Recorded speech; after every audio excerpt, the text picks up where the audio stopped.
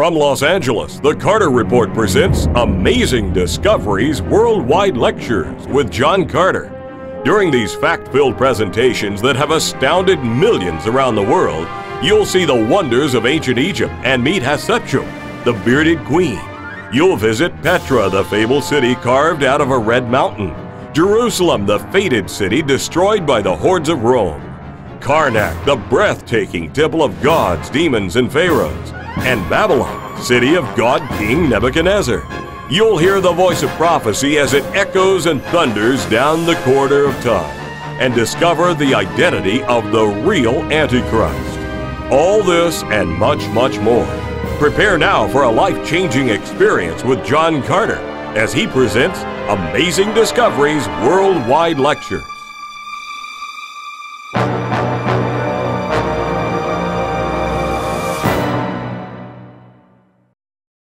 During tough times, we are confronted by three big questions. We're going to answer these questions starting tonight, but every night during the series. You'll need to come. Here they are. Where did I come from? Because if I came on the planet by blind chance, you listening to me? If I came on the planet by blind chance, if I am the product, listen to this one, of time plus matter plus chance, if I am simply a cosmic accident, then I'm going to exit by chance also. So, where did I come from? That's the first big question. The second big question is this: why am I here? What's the purpose of living? That's what we're going to talk about in these lectures. What's the purpose of living? You say to people, why do you work so hard? They say, to make money. Why do you make money? Well, so we can get our kids a good education. Why do you want them to get a good education? So they can go to a great university. Why do you want them to go to a great university? Well, so they can make money. And why do you want them to make money? Well, so they can get married and have a family. And what's the purpose? What's the end result of this great drama? They say, well, so they can send their kids to a good university. Why? So they can make money. Why are we here? Are we cosmic accidents? And another big question is this, ladies and gentlemen: where am I going? Where is the planet headed? What is your future? What is the future for your children? Now listen carefully. I'm talking now as a person who knows a little bit about archaeology. I've got a very old book here. This old book was born in the land, not of America, no, not in Europe, but it was born in Egypt. It says it's got the answers to the three big questions: where I came from, why I'm here, where I'm going. And so tonight, what I'm going to do is this. Let me set it up so that you'll understand this. I'm going to take you to Egypt, which is the birthplace of this book that says it's got the answers. And I'm making a promise, I'm going to show you some astounding things. Egypt, did you know, is the longest lasting civilization on the face of the earth. Australia was discovered in 1770. That's just a few years ago. 1492, what does it say? 1492 what? Columbus sailed the ocean blue. And so this whole country should have been Hispanic. 1492, discovered by Columbus. And then in 1776, just a few years ago, they broke away from Great Britain in a great war of liberation. But I'm going to show you stuff tonight that goes back thousands and thousands of years before Christ. I was in a tomb. All of this is absolutely true. I was in a tomb recently at Saqqara, the tomb of the two brothers. It has only just been opened. I'm going to take you into that tomb. It shows you how they built the pyramids, incidentally. I said to the inspector of antiquities, how old is this tomb? He said it's more than 4,000 years old. And the paint is still bright. The colors are still bright. We're going to take you to the oldest civilization that goes back at least 5,000 years. Egypt is the gift of the Nile, and the Nile is the gift of the gods. The ancient Egyptians said, I want to come over here and take a piece of chalk. I want to write up just a little map here. This is the land of Palestine up here, the Mediterranean coast. Then you come down here to what is called the Delta, and there you have the Nile River Valley. About 1,000 kilometers from north to south, that's about 600 miles, just a few miles across. You have the desert here, and you have the thick black soil of Abyssinia here, the best soil possibly in the world. These are the places we're going to take you to. Here are the pyramids on the Giza Plateau. We're going to talk about how the pyramids were built tonight. We're going to take you down to Karnak, or Luxor. Karnak is the greatest temple in the world. The whole temple complex is about 1.5 miles on each side. It is the biggest worship center on the face of the earth. It was built for the worship of the gods. Over here, you have the Valley of the Kings on the western bank. You know, you say when a person died, well, he went west. They believed that the dead lived in the west, so there you got the east, and you cross over the river, you come to the west. And then towards the end of the program, I'm going to take you up here to the land of Israel, where you have Sea of Galilee, Dead Sea. You know, down here, they've discovered what they think are the old cities of Sodom and Gomorrah. I've been there, I've seen the ash. I've seen the human bone in the ash. One night, we're going to take you to Sodom and Gomorrah, but then later on, we're going to take you to a site up here called Hatshepsut. And so these are some of the places I'm going to show to you tonight, and I believe you're going to start to get your questions answered. Let's talk, shall we, about the pharaohs. The pharaohs believed that the god Amun-Ra slept with the wife, and thus the offspring was not the offspring of a man, but the offspring of the gods. And so the Pharaoh was considered to be the living incarnation of Horus, the sun god. The wealth of ancient Egypt sort of blows the mind away. Listen to this. Pharaoh Osokkan gifted to the temple 383 tons of gold with a bit of silver during 4 years. When we take you into some of these tombs tonight, it sort of blows the mind. I had the privilege only very recently of hiring the whole of the Cairo Museum for an evening, and we took the HD cameras in there. You're speechless. The gold, the craftsmanship, what a race they were. And then when you see some of the buildings, I want you to notice on the screen, we'll show you some of this, a little bit more of this as we go along when I talk about King Tut. But the buildings, the size, the mass, we wonder today if we could do it. This is a part of the famous Karnak temple. Those great pillars that you see here on the screen are 75 feet high. And to walk around them is 35 feet or so. And on the top of those pillars, you have tremendous stones that weigh thousands of tons. We know how they did it. We would find it hard to do it today. Mass, splendor, and greatness. It sort of is amazing. Tonight, too, we're going to take you into one of the tombs. We're going to take you into the tomb of Thutmose III, one of the first times this has ever happened, into the Valley of the Kings. This is a mortuary temple. This is the mortuary temple of the famous Queen Hatshepsut. Have you ever heard of her? I'm sure you have. Her mummy was lost for 3,500 years. Why is this so significant? I'll tell you why. She became a Pharaoh. It was against the law for a woman to become the Pharaoh, but she became the Pharaoh. And her mummy has just been discovered. Now, this is true, what I'm telling you. We can substantiate all of this. This book that I've got here tonight, and after you've attended 10 of these lectures, we're going to give you this book. You can get an English copy, you can get a Spanish copy. They're both the same. But this book was not born here.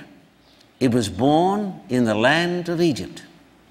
The first 5 books of the Bible that we call the Pentateuch, Genesis, Exodus, Leviticus, Numbers, Deuteronomy, were written by a mighty, powerful prince, Egyptian prince, who could have been the Pharaoh. And we can tell you, if we have time, why he missed out on being the Pharaoh. And tonight, we're going to show you the woman who went down into the Nile and found this little papyrus basket and opened the basket and was startled by the cry of a little baby.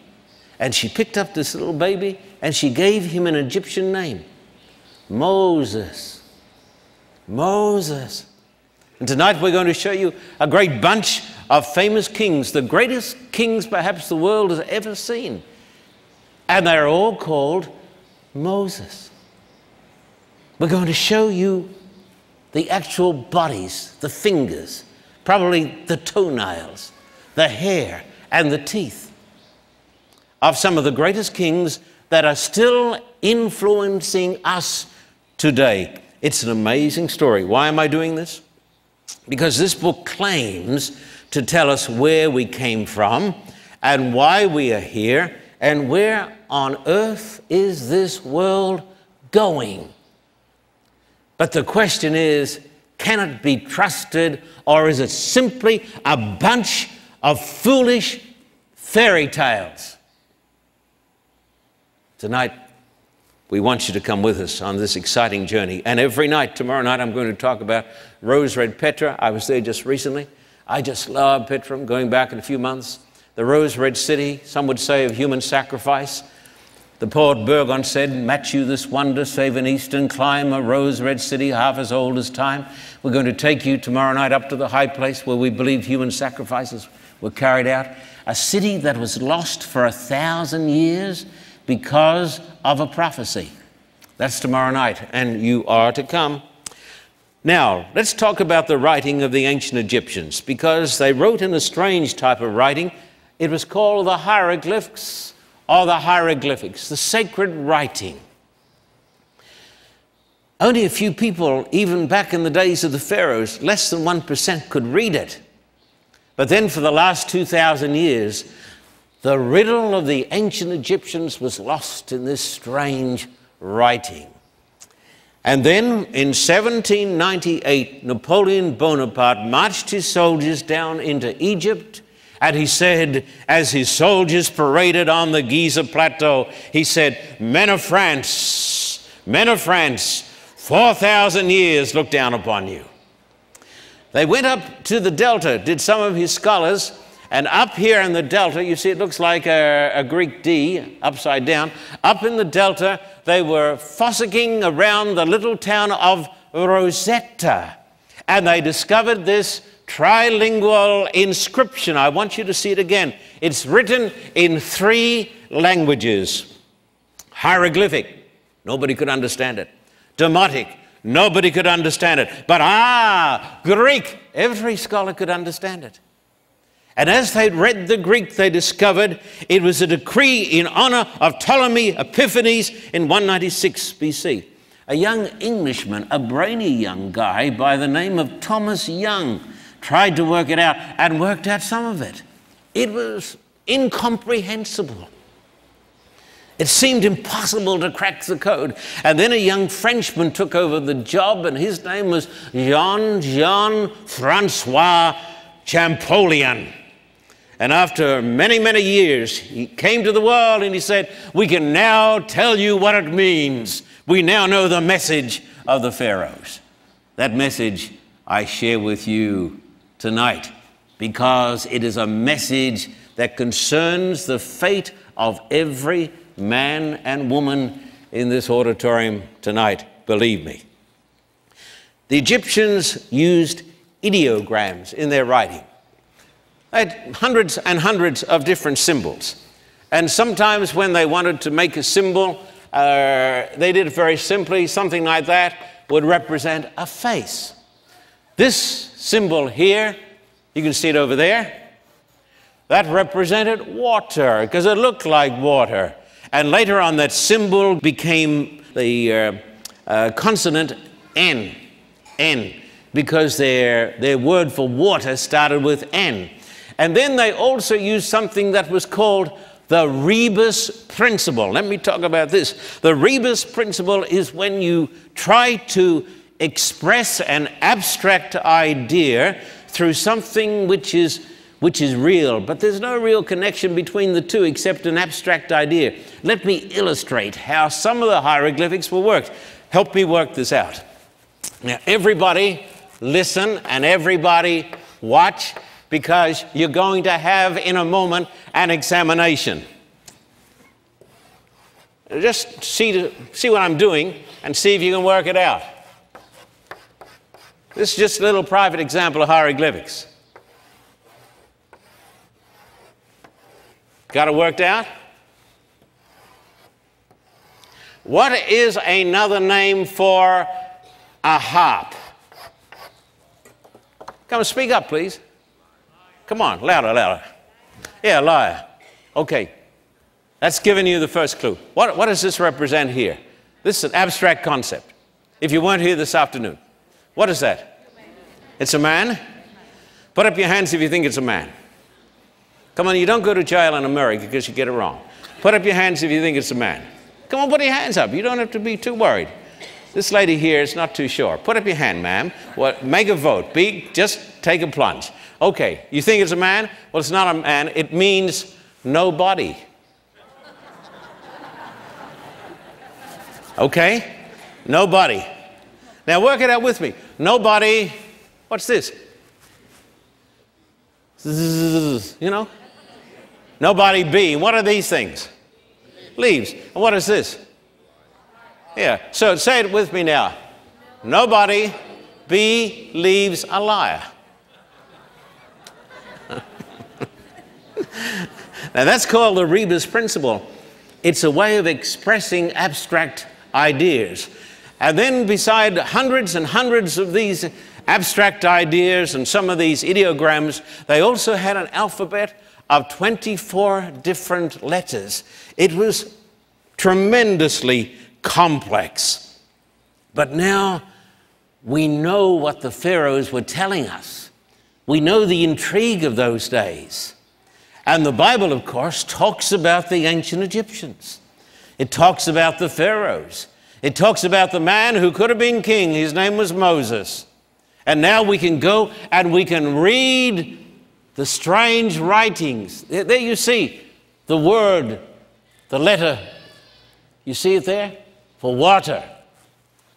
All of these things now are as plain as day, and Egypt is starting to tell her secrets. Let me start with one of the great secrets, the great discovery. Hatshepsut was a mighty pharaoh. It was against the law for a woman to become the pharaoh. And so what she told the people was this, that the god had slept with her mother. Her mother's name was Amos. Her father's name was Thutmose the First. I want you to learn some of these names. What was his name? Thutmose. Some would call him Thutmoses the First. And his wife's name was Moses. But she told the people, and you can see it in the inscriptions where the god is standing in front of her mother and passing out to her the Ankh, which is the gift of life. And so she believed, at least she taught the people, that she was the living incarnation of the god himself, Horus. And she is shown in all the inscriptions You can see here, this is the symbol of life. This is the Ankh. And there you can see the beard. And the beard is the symbol of the priest and also the symbol of the Pharaoh. Listen, listen. She was not just a queen. She became one of the greatest pharaohs in the history of the land of Egypt. She is shown wearing male garments and with the male beard. She said the god slept with her mother, and in spite of her greatness, her mummy was lost for 3,500 years until recently. When I was lecturing to the Russians and other people only very recently, I would say this to them: we believe that the body of Hatshepsut was destroyed by Thutmoses III, whom she kept off the throne because she was going to put Moses, her adopted son, on the throne instead. And I would say to them, as many have said, Thutmoses III got her and destroyed her body so that her soul would be lost. Now, Dr. Hawass is the greatest Egyptian archaeologist. Over 100 years ago, a mummy was found in just a plain wooden coffin with no name on it. The body had just been thrown in there without any ceremony. And the coffin was about 3,500 years old. So they took this broken down coffin with this poorly preserved body up to the Cairo Museum. And just very recently, they decided, where is Hatshepsut? And we're going to make a decision to see if we can find her. They found the nurse of Hatshepsut. It had her name written down. She was the nurse. And then they found this mummy that you see on the screen. They found also a box. There it is. And on the box, it had the name Hatshepsut. They would place some of her organs inside this box. But the box was completely empty. Just her name. And one thing in the box. One thing. A little thing. It was a tooth. They thought, maybe this is the tooth of Queen Hatshepsut. And so they got this mummy and they opened up the mummy's mouth. And there was a gap. There was a hole in the jaw. And they got the tooth and they pushed it up into the hole. And it fit perfectly. It was Hatshepsut. And then they did some DNA testing. They had the mummy of her mother, Ahmose, and they tested with the DNA, and the DNA matched up. Now I'm going to tell you something. I just want you folks to listen. You may say, you know, this is almost too hard to believe. I'm not going to ask you to believe anything that I can't give you good evidence for. Who was she?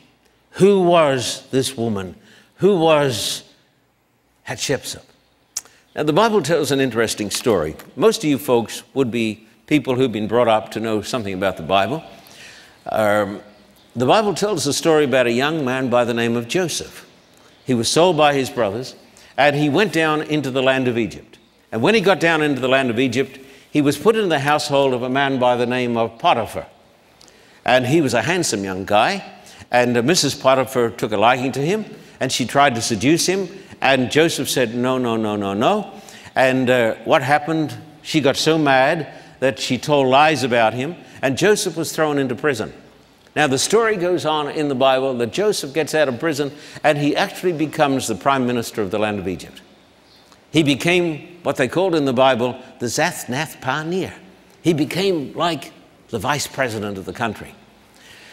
There came a tremendous famine in the land of Egypt, and people were dying. They were going to die, at least, unless Joseph did something about it. And so what he had done, he'd got all the grain over 7 years, and he'd placed it in these storerooms. These are some of the storage rooms where they used to place the grain. You can see it over there next to the temple.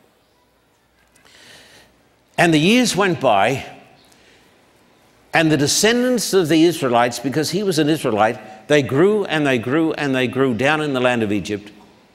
Jacob came down, Israel came down, and they became a mighty nation within a nation. And the Bible says, there arose a king who knew not Joseph. And the children of Israel, hundreds of thousands of them, became slaves. I'm going to go to the blackboard, and I'm going to put up the names of the pharaohs. We know this is so from that period. The Bible in 1 Kings chapter 6 and verse 1 gives us a certain date, and it tells us how to work out these dates. I'm going to put up the names of the kings from this era, and I want you to notice carefully what their names are. There was a race that came in from Asia. They were Semites. They were not Egyptians. They were the Hyksos, rulers of foreign countries, and they took over the land of Egypt. But then the Egyptians got sick of this, and an Egyptian prince by the name of Rd started a great rebellion, and eventually these foreign kings were thrown out of the land of Egypt. Let me put up the names. The first of the kings that came after the Hyksos was called Sekn-Enra. Ra, of course, meaning the sun god. Remember once again, here you've got these foreign kings. Joseph is the prime minister, but then there comes a tremendous change in circumstances. He was followed by his son by the name, and up on the screen you can actually see the Pharaoh, Sekn-Enra. You notice how the head has been smashed and broken? This happened in the war with the Hyksos. After Sekn-Enra, there came a man by the name of Moses. Notice the word Moses or Moses. After Moses came his son, and his name was Moses or Moses. And after Moses came Amenhotep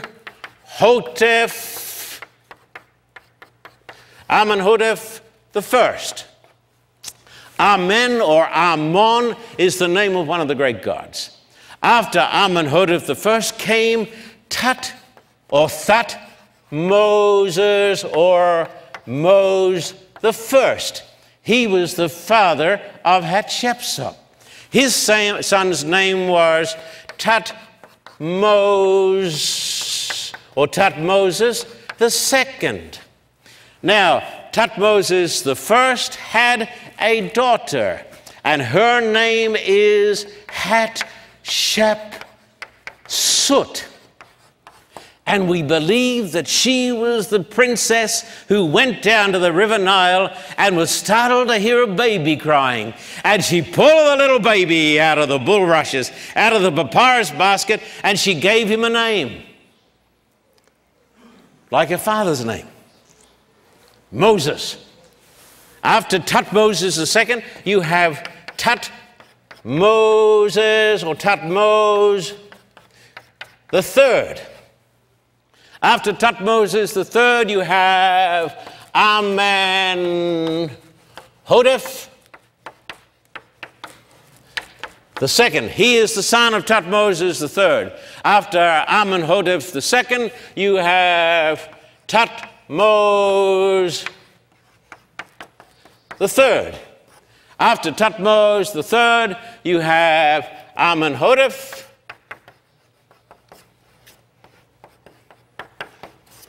the third. And then you have Amenhotep the fourth, and he's got a change in his name. His name then became Akhenaten.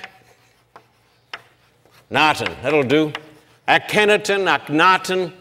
And after this man, you have the famous pharaoh whose name is Tutankhamun. Tutankhamun. And then if you come down further, you come to Ramesses the Great. Now, listen to me. We can work out the chronologies, and we can get a pretty fair idea when Moses lived.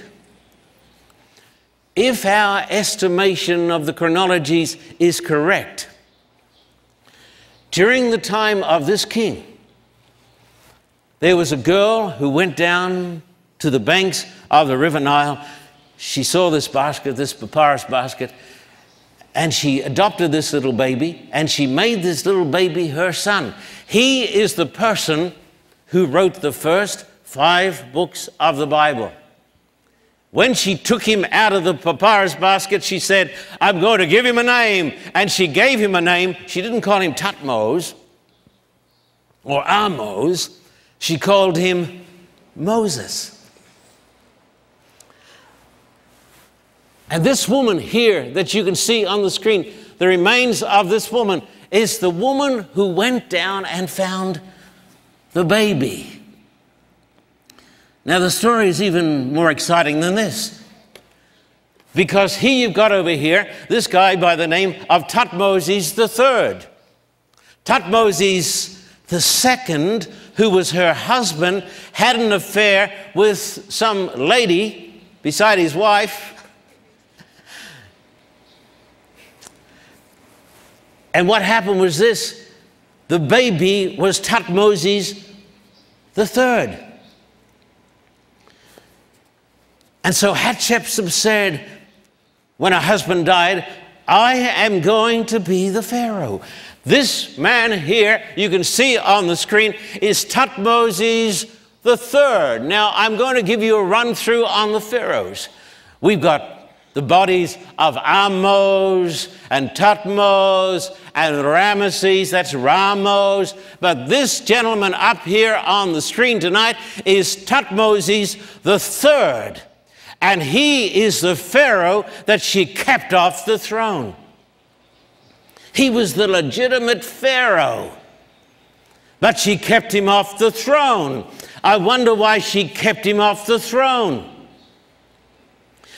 Because the Bible says she had an adopted baby. And his name was not Thutmose, but Moses.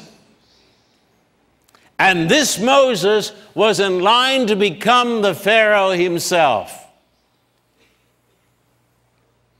And here you can see on the screen, right here in the center, there he is. The Bible tells the story that Moses went and spoke to Pharaoh and said, Pharaoh, let my people go, because the children of Israel had become slaves. And the Pharaoh said, I will not let your people go. There he is tonight.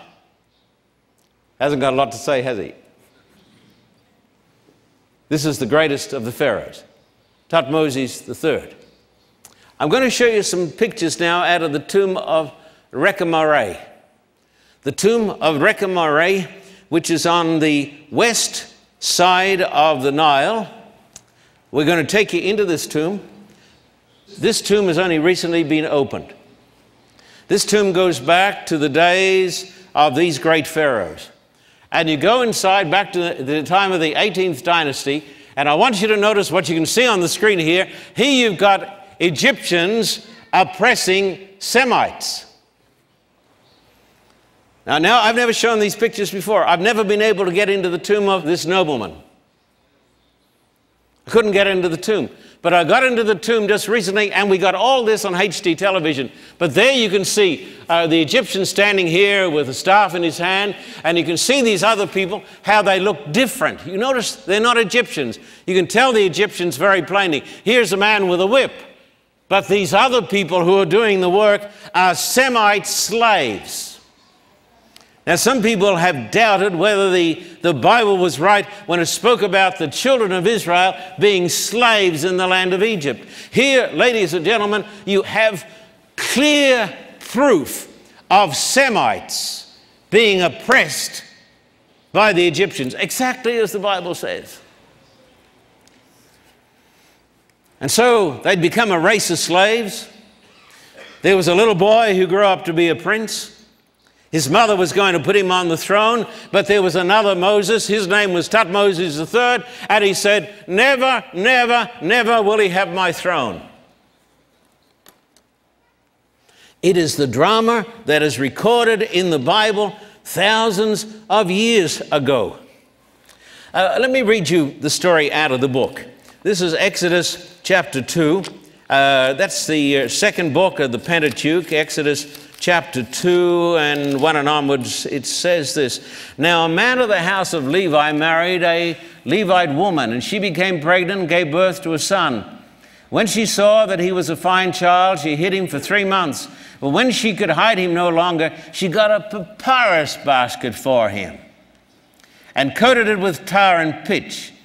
Then she placed the child in it and put it among the reeds along the banks of the Nile. His sister stood at a distance to see what would happen to him.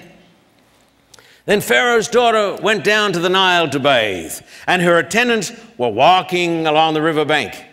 She saw the basket among the reeds and sent a slave girl to get it. She opened it and saw the baby. He was crying, and she felt sorry for him. "This is one of the Hebrew babies," she said. Then his sister asked Pharaoh's daughter, Hatshepsut, "Shall I go and get one of the Hebrew women to nurse the baby for you?" "Yes, go," she answered. And the girl went and got the baby's mother. Pharaoh's daughter said to him, "Take this baby and nurse him for me, and I will pay you." So the woman took the baby and nursed him. When the child grew, she took him to Pharaoh's daughter, and he became her son. She named him Moses, saying, "I drew him out of the water." Moses is an Egyptian word. It's like the Hebrew word that means to draw out or to be born. And so, down here on the banks of the River Nile, one of the greatest events in the history of the world took place when Hatshepsut found a little baby boy. And that little baby boy was going to be Pharaoh, and Hatshepsut III, she kept off the throne year after year after year after year, and the hatred grew and grew and grew. Everything she did was great. We hear about Cleopatra, think she was great. Nothing compared with this woman, the foster mother of Moses. I want you to see on the screen some of the things she did. I want you to see her buildings. I've visited just about all of her buildings and her monuments, and when you look at this stuff, you've got to just stand back and you just got to take a deep breath because it's amazing. Over on the western bank of the Nile, on the other side of the river at Karnak, just before you get to the Valley of the Kings, is this magnificent building which is called Deir el-Badari. It is the mortuary temple of the great queen. I can take you through all the rooms. You can see the pictures of her there. You can see how the god approached her mother. You can see how she has the beard. You can see her there in those great statues. There she is as Osiris, the god of the underworld. But there she is with the beard. And then you go to the Karnak temple and you see stuff there that sort of blows you away. I want to take you to the great Karnak temple now, and we go into the very heart of the Karnak temple, and we see there the great obelisk of Queen Hatshepsut. You've got to see this thing to believe it as we go into the great Karnak temple, because the great obelisk itself is 97 feet high. It's made out of a solid block of granite. It weighs 323 tons. Once upon a time, it was covered with a mixture of gold and silver. 97 feet high, gold and silver. The foster mother of Moses. Body lost for 3,500 years. I met her only a few months ago. I looked down at her and I thought of the drama of those days. The story of the two Moses kings, Thutmose III. When he became the king, when he became the Pharaoh, he was far greater than Ramesses the Great. Probably the greatest Pharaoh in the history of Egypt. It's an amazing, wonderful story. The boat for carting the obelisks from Aswan, 309 feet long, a beam of 104 feet, the deck 31 feet above the water, the dead weight 2,500 tons, the displacement 7,300 tons, towed by 30 smaller ships with around 1,000 oarsmen. Amazing. And then she dies, and Thutmose had his opportunity.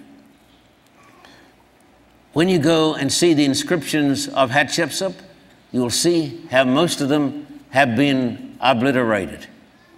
I want you to notice this on the screen as we see the statues that have been defaced by Thutmose III. Look here. He sent his people around, up and down the Nile Valley, and he defaced the statues. Notice this here. They're just chopped away. I said to old Peter, my Coptic Christian friend, tell me, why did he do this? He said he hated her. I said, I wonder why he hated her. If you read the Bible, you know why he hated her.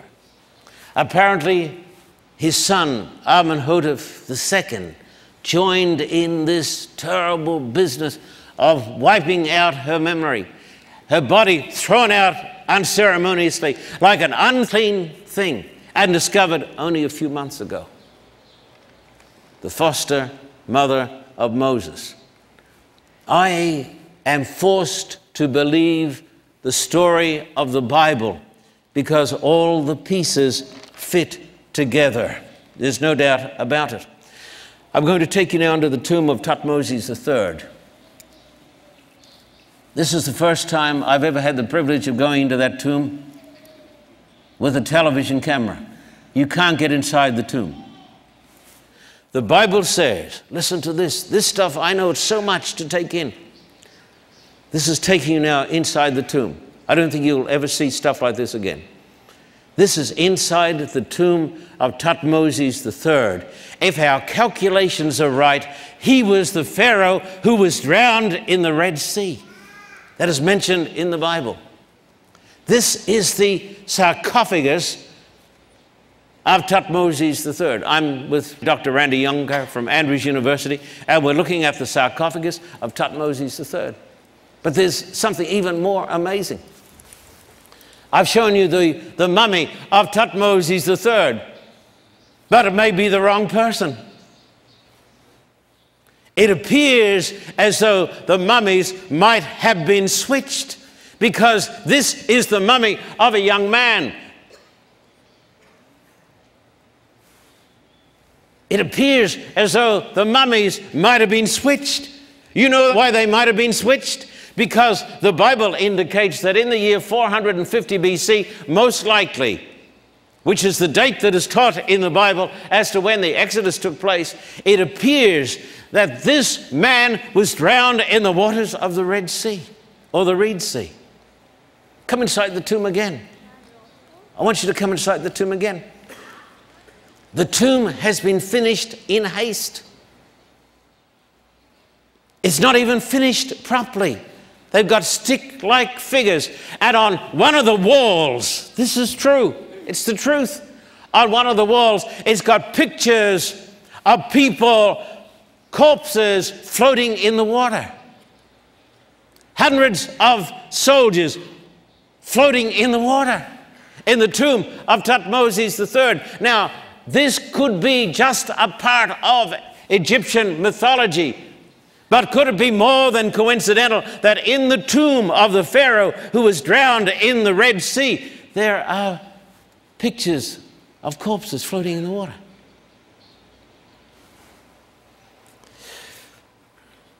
When I looked into his face, I asked myself, and I asked him, are you the real guy? Or are you at the bottom of the Dead Sea? Did they just put you in this coffin? And did your son throw the body of Hatshepsut out so it took 3,500 years to find her? It is the story of the Bible, and only one book seems to bring it all together. It's an amazing, amazing story. Who were these Egyptians who gave us the Bible? Moses, the prince of Egypt, the man who could have been the Pharaoh, but he would have had to become a worshiper of 1,000,000 different gods and spirits. Well, they were the people who built the pyramids. Look at these fast. Got so much I can show you. These are the temples of the dead, 480 feet high, made up of 2,300,000 giant blocks of limestone. How many? 2,300,000 blocks of limestone. 775 feet on each side, on a dead flat base, a skyscraper, a tomb. Because they believed the body had to be preserved to save the soul. But with Hatshepsut, there were no ceremonies. They threw a body out like it was a dead cat. And she's been just identified by a tooth. How were they built? Oh, they weren't built by little green men from outer space. We know how they were built. By thousands of men, dedicated men, not necessarily slaves, dragging the great stones. In the tomb of the two brothers, you've actually got a picture of a boat, and we may find it on the screen somewhere. You go into the tomb of the two brothers at Saqqara. Now there you got it. There you got a boat. And it's carrying one of the great big rocks, one of the big stones for building the pyramids. We have discovered the mud ramps, so they dragged them up. What a race they were. Tremendous, the pyramids. It was the home of the gods. It was the cosmic mountain. The Egyptians worshipped powerful spirit forces, many, many gods. They believed they were in contact with the dead. Now, Karnak Temple. That's the largest religious complex ever built, 1.5 miles square. I've been there many, many times. The priests of the New Kingdom who ran this temple were powerful. They owned 81,000 slaves, 421,000 cattle, 691 acres of land, 83 ships, 46 shipyards, 65 cities, and during the time of Ramesses the Great, they received gifts of 31 tons of gold, 997 tons of silver, 2,395 tons of copper. It wasn't long ago, I say this with courtesy, the skeptics were laughing at the Bible because when it spoke about the building of Solomon's temple and the great temples back there, they said, all this gold, there wasn't that much gold in the world. The Egyptians didn't have kilograms of gold or pounds of gold. They had hundreds of tons of gold. Let me take you into the hypostyle hall. That's a small part of this temple. Not a big part, just a little part. Going to take you into it. It's 58,000 square feet. Some of the columns are 75 feet high and 32 feet in circumference. Built by Sethi I and his son Ramesses or Moses the Great. You can even see the traces of the paint. It was once painted in these wonderful colors all the way through. Champollion, when he went into that temple, said it was conceived by men 100 feet tall. They're the people who gave us the Bible. That's civilization.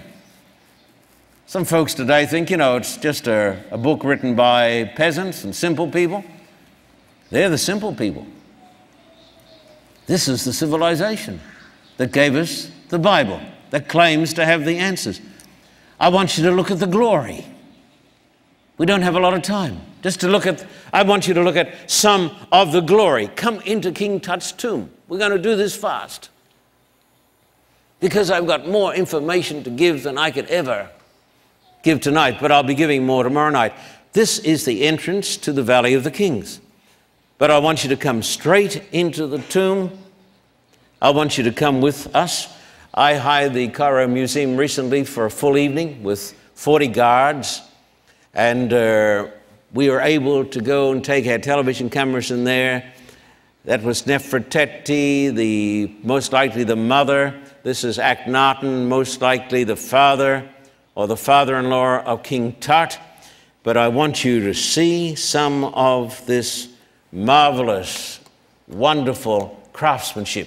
This was placed upon the face of the Pharaoh when Howard Carter discovered the king in 1922. As he opened up all of the coffins, he was buried within a bunch of coffins, and last of all, he came to the death mask. We had the privilege of going into the Cairo Museum and being with all of this by ourselves. Look at the coffins. Gold. The final coffin in which the king's frail, broken body was placed. He died of a leg injury. He got blood poison. Died when he was a young man. But the final coffin itself is made of not wood and gold. It is solid yellow gold, and it weighs a ton. The glory.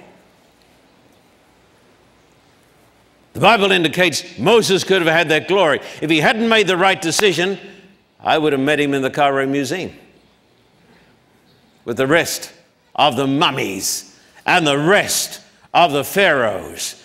Now the Bible tells the story that the children of Israel, led by Moses, escaped from the land of the pharaohs. And when I take my Bible and read it, I read about Hatshepsut. Now, I just hope we got some folks here tonight who don't believe this book, because I hope that after this lecture you will believe it, because we're dealing here with facts. At that time, Joshua turned back and captured Hatshepsut and put as king to the sword. They totally destroyed them, not sparing anything that breathed, and he burned up Hatshepsut itself.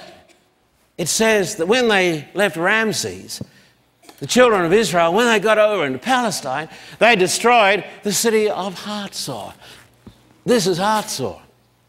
You say, how do you know? Well, it's a fact. That's the city of Hatshepsut. And I want you to see something else. In Hatshepsut, I actually put in my hands the ash from the fire. Look at this. This is the ash from the days of Joshua. When I was in Jericho, I went to the original wall that was overthrown by Joshua. There'd just been a storm. They don't get rain through there. But there had been a strange downpour of rain, and it had loosened up things. I found a human skull going back to these days. I believe. Why do I believe? I believe because I got to be honest. Because of the overwhelming evidence. There's prophecies about ancient Egypt. The Bible said, no more a prince of the land of Egypt. Ever since that prophecy, Egypt has never had a prince. Persians, Greeks, everybody else. Never an Egyptian prince. The prophecy came to pass. Even the prophecy about Pharaoh, Alexander the Great, he became a pharaoh. And the prophecy saying that he wouldn't have any children of his own, that his kingdom would be divided up among 4 generals, Cassander, Lysimachus, Seleucus, and Ptolemy, is written down in the prophecies of this book. So, I have seen the pharaohs that are mentioned in the Bible. I've compared the evidence. I've been in the tomb of the man who said, I won't let Israel go.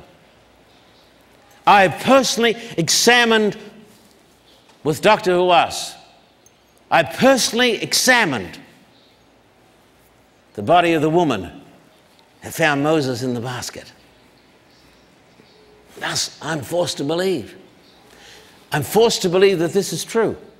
If this book is true, then it's the best news you've heard all year, all your life. Because this book tells us there's a God who loves us, a God who made us, who cares for us, and that the future can be great. You don't have to worry about the stock exchange falling because somebody's in charge. We're not a planetary eczema. We didn't come here by blind chance. We are here for a purpose. Did you know this? There are prophecies about us, about our civilization, what the future holds. There are prophecies about planet Earth and the future of planet Earth. I want to say to you this: don't believe this tonight because you just want to believe it. Don't believe it because of blind faith. Don't believe it because you say, oh, that's good to believe. Believe it because it's the truth. I have seen. I didn't always believe. I believe because I've seen. And I say to you tonight, there is a God. The Bible is true. There's a God who loves you. He's got a plan and a purpose for you. And your future can be great. Therefore, believe in the God who believes in you. Now, I believe, and because I believe in God and that He loves us and He cares for us, I believe in prayer. And tonight I want to say a prayer for each one of you that God is going to bless you and see you through tough times, and that God is going to give you a great future, and He's going to help you to understand the great message of the prophecies of this book. This world is facing its greatest crisis. You and I had better be ready.